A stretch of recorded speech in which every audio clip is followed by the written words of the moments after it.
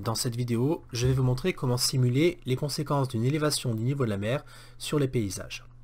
Alors la première chose à faire, c'est de récupérer une image pour matérialiser la surface de l'eau. Le plus simple pour ça, c'est d'aller sur Google et de rechercher texture mer.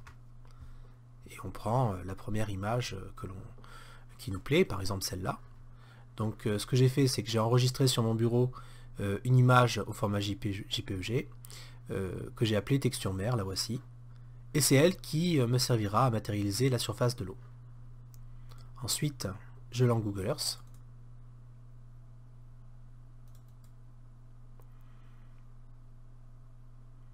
Et une fois Google Earth lancé, je me rends à l'emplacement que je souhaite simuler. Ici, par exemple, je vais choisir Fréjus. Donc, je me rends sur Fréjus. Je ne suis pas là. Voilà. Et une fois que je me suis centré sur la zone que je souhaite inonder, je fais Ajouter, superposition d'image. Voilà, il me propose ceci. Il me propose cet emplacement, bon c'est très bien. Si jamais j'étais mal situé, je peux rentrer manuellement la latitude et la longitude des limites de la zone que je souhaite inonder ici. Ou alors je peux bouger cette zone en cliquant sur la croix centrale et en déplaçant la souris. Ou la redimensionner en cliquant sur les coins. Bon, là je vais la dimensionner au plus près de ce que je souhaite inonder. Par exemple, ceci. Et j'appuie sur parcourir. Je vais rechercher l'image texture mer que j'ai enregistrée précédemment. Voilà.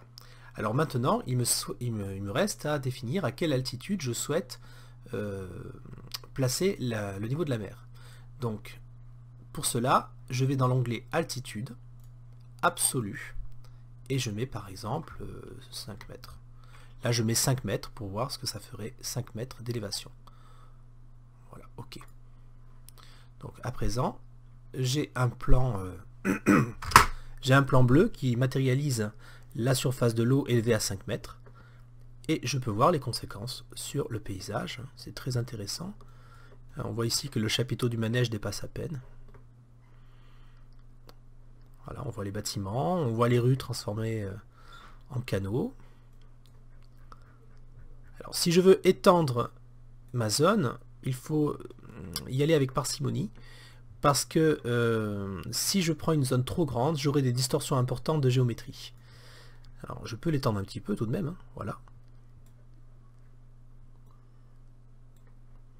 Mais plus j'étendrai ma zone, moins la géométrie sera précise.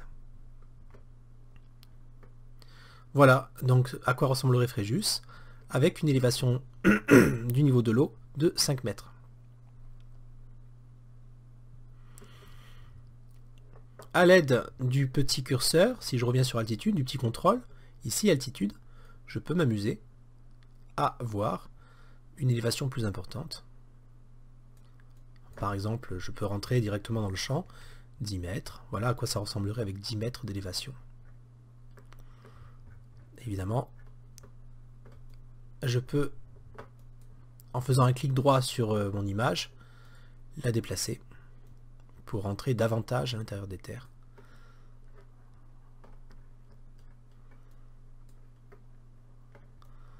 Il n'y aurait que les plus grands bâtiments qui parviendraient à émerger. Dernière chose que l'on peut faire, c'est jouer sur l'opacité. Alors l'opacité, on peut la régler grâce au petit contrôle qui est à côté de la loupe ici. Et je peux baisser mon opacité pour voir ce qu'il y a sous l'eau. Ici on voit les bateaux, les rues. Ce qui contribue à augmenter le réalisme de la chose. C'est très impressionnant de voir l'eau remonter ici, former presque des calanques. Voilà, donc ce tutoriel est terminé. Et j'espère que vous aurez compris l'ensemble de manipulations qu'il faut réaliser pour arriver à ce résultat.